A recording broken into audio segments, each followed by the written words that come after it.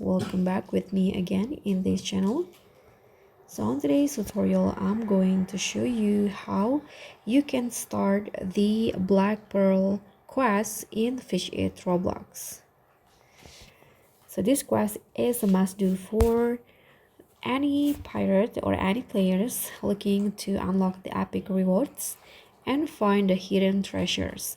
And here I'm going to show you exactly where to go and who to talk to begin your quest.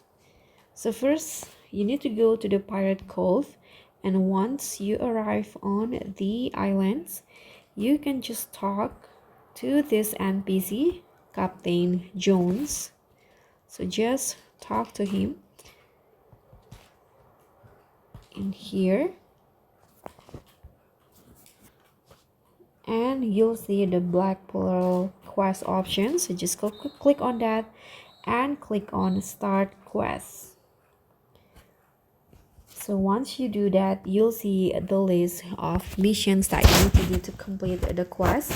First, you need to give Captain Jones a Leviathan Rage mutated fish, and also find the secret dead man's compass. And after that, after you got the items, you can just talk to him again.